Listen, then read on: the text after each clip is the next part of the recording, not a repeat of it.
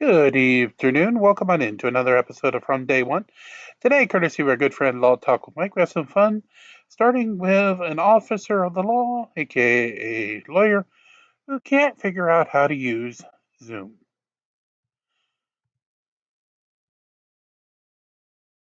Sits in court, number 11, Zoom edition. Mr. Ponton, I believe you have a filter turned on in the video settings. You might want to Can you hear me, Judge? I can hear you. I think it's a filter. It is, and I don't know how to remove it. I've got my assistant here. She's trying to, but I'm prepared to go forward with it. We're prepared to go forward with it. There's no subset, but it's the greatest Zoom appearance of all time. I'm here live. I'm not a cat. I can see that.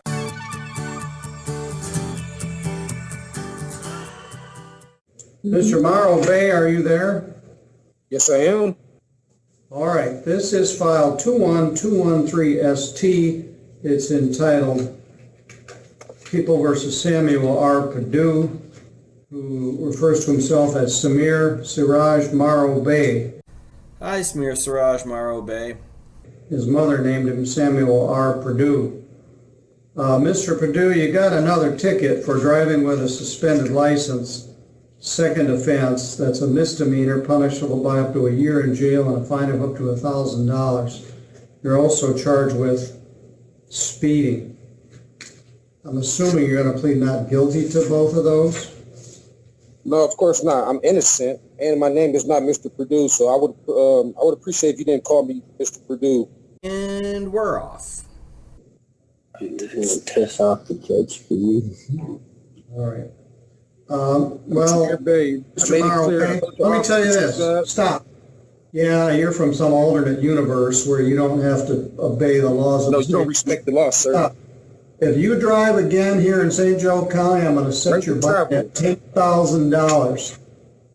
And also, I'm going to lie to you. You see this? Are you looking? I was forced to get this license. I don't want it, but as you can see, your officer is a liar. Well, what's the name on that? Is that Samuel Perdue or Mr. Morrow Bay? Well, I'm forced to do this. Anything I do with y'all is under threat, duress, and coercion. So you have... Brilliant. You figured out the whole scheme. If you break the law, it has consequences. Every time I travel, clearly, All right, you one have... of your commercial mercenaries keep pulling me over. You have a driver's license? Because your commercial mercenaries continue to pull me over, and they won't leave me alone. Well, stop driving. At least stay out I of... don't drive. I travel. All right. Traveling is one thing. Driving is another. You can travel all you want. All right, but let me make this That's clear. what I'm doing, and they won't let me travel. They won't let me travel on my own land. And you're violating the law, and you know it. Violating the law. Well, one of us is. He's definitely violating the law, and anybody who needs to know anything about the law, slow can talk down. about it. Slow down for a minute. That license you held up, is it a valid Michigan driver's license? Is it a valid Michigan driver's license? Well, I was forced to go to your Secretary of State because you guys won't let me travel on my own land. Yeah, we're all forced to go to the Secretary of State. And, by the way, it's not your land. And don't forget to hit like and subscribe, or the dogs get it. That's as valid as it is. What's really valid is my nationality that you keep denying. So you're denying me due process, and you know it. Well, you haven't been convicted of anything yet. I'm just telling you, if you continue to keep driving on some cockamamie I don't thing, drive. you're behind the wheel of a car. Give me this BS about traveling versus driving. I'm just telling you right now, you heard it here. If you drive again in St. Joseph County and you get another ticket, I'm going to set a very high bond. You can sit in jail for 28 days until we sort this out. Ah, the refreshing vibes of common sense. You're presumed to be innocent of the charges that you're charged with, and you've exercised your constitutional right to plead not guilty. No, I You're didn't gonna- plead not guilty. You said Plead that. I said innocent. I'm innocent. All right, fair enough. We'll set this for a last pretrial. North America is my domicile. You can send whatever information you want to that address. That is fine. All right. I love how she whispers "very smart" to him, which is after that horrible response he gave.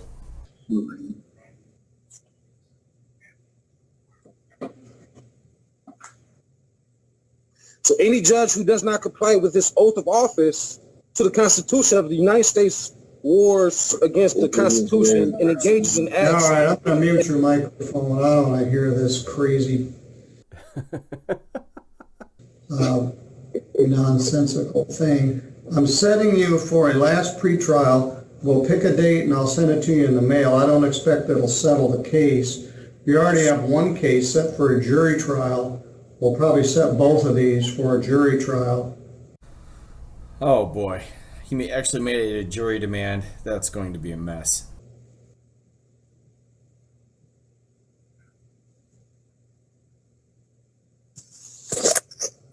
I will give you credit. You always log in a timely manner, which I appreciate. I'll give you a new notice. It'll be on a Thursday afternoon.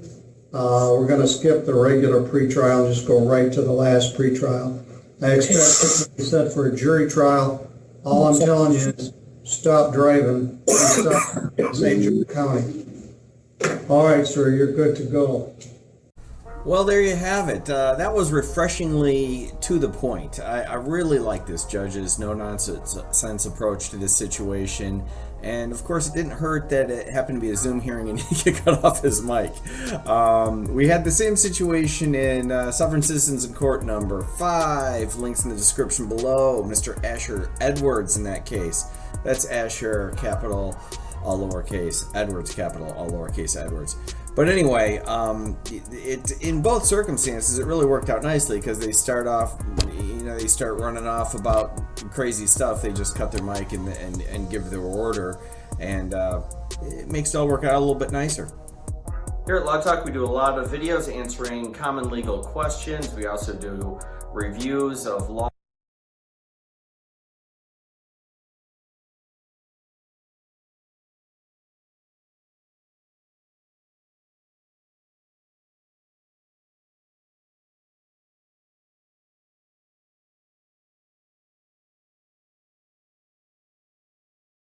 And if you have me arrested out of this court, I will not be abandoning the field of battle. Your own. I have sinned. Mr. Avery, can you, ladies and gentlemen of the jury, I'm sorry, I'm going to have Mr. Avery take you back to the jury room. Wow, this is just cool in a lot of ways. This is a jury trial, and we find out that I think it's a misdemeanor traffic offense. So it does make sense that it's informal. We're in Montana, but I like this. They're covering all the bases. They've got 12 jurors. They're sitting there in like little folding chairs, but they've got this thing set up in like a rec center here. It's about as informal a court as you can see, but they're doing everything correctly. I'm holding Mr. Target. You can count it. If you fall for this, you sabotage yourself. What it's done to you, what it's done to me, it's done to you. Yeah.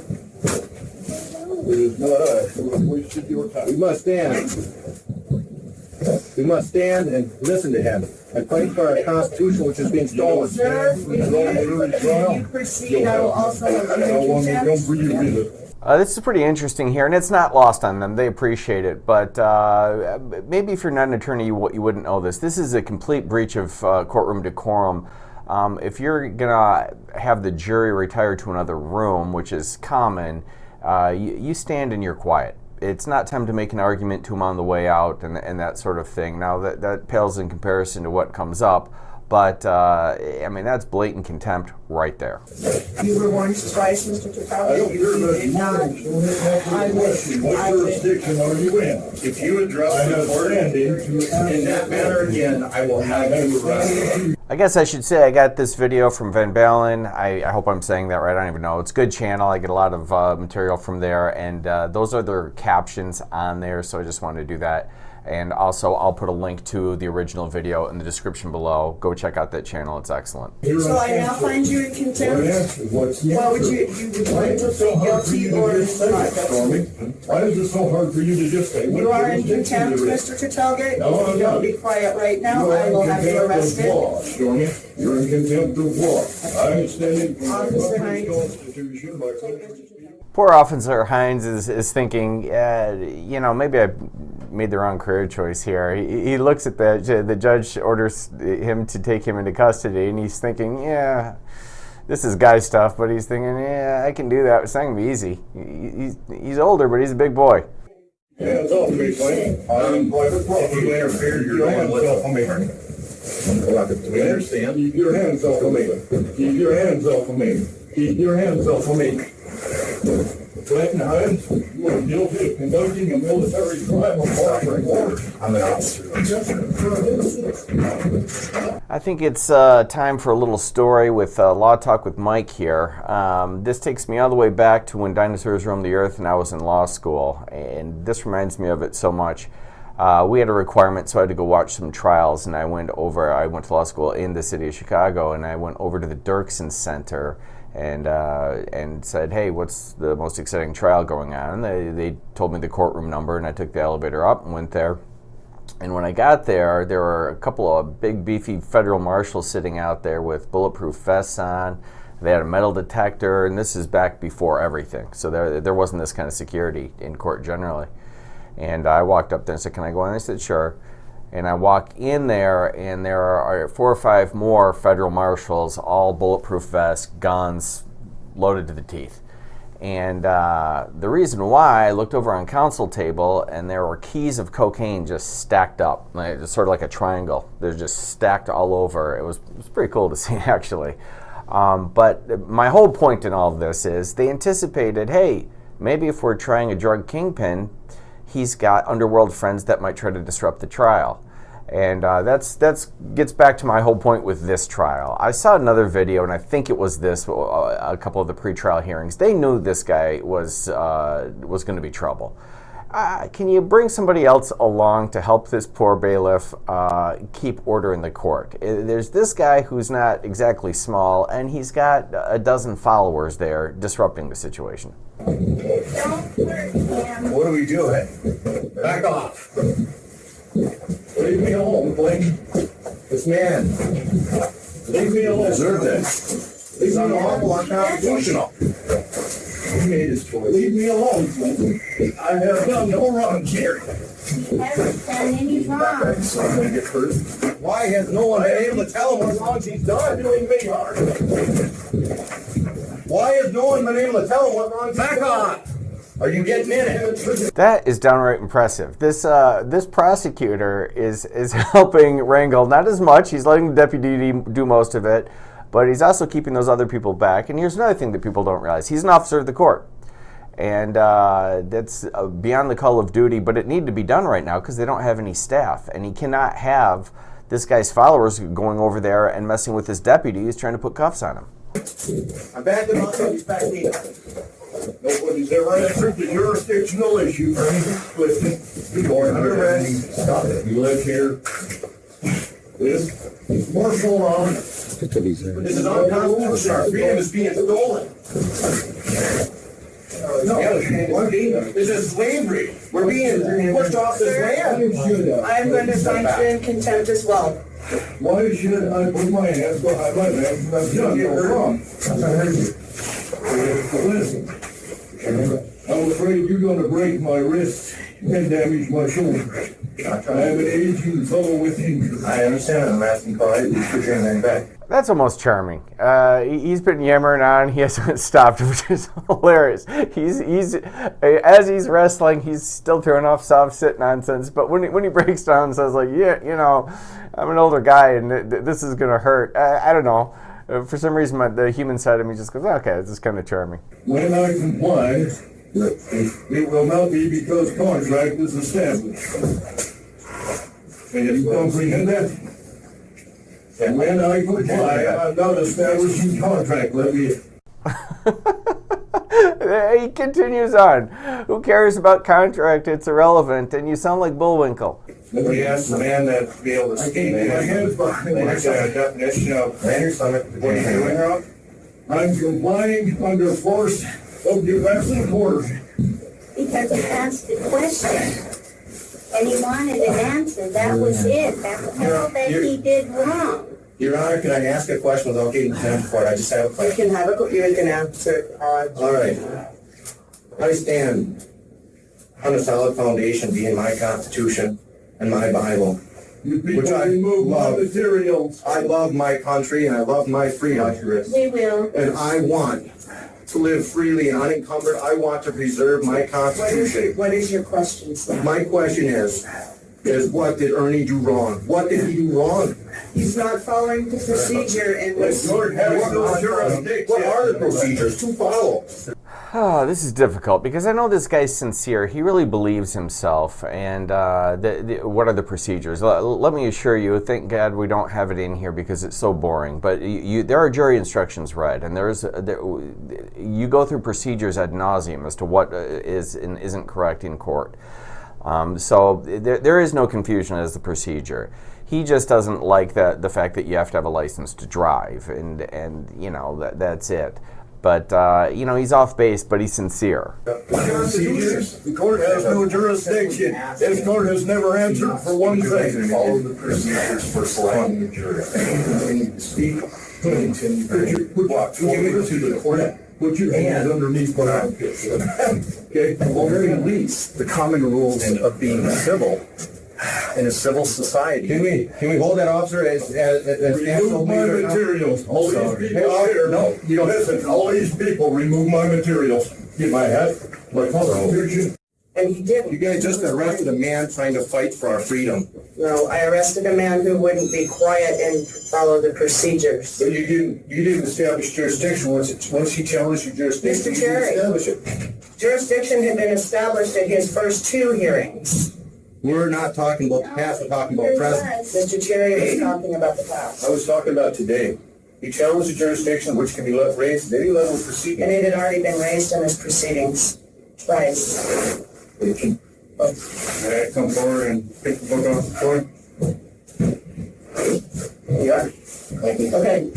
Ladies and gentlemen, you're welcome to stay. We will try Mr. Petralga in absentia.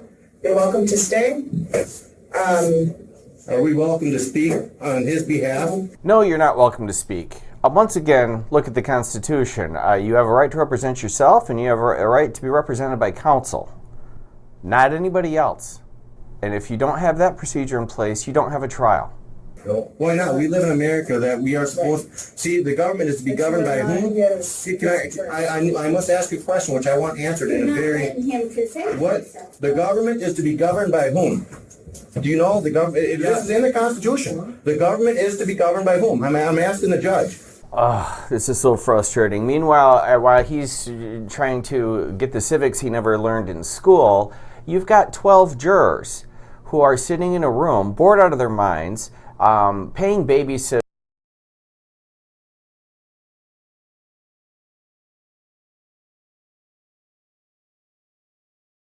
We'll be back tonight for more from Day One.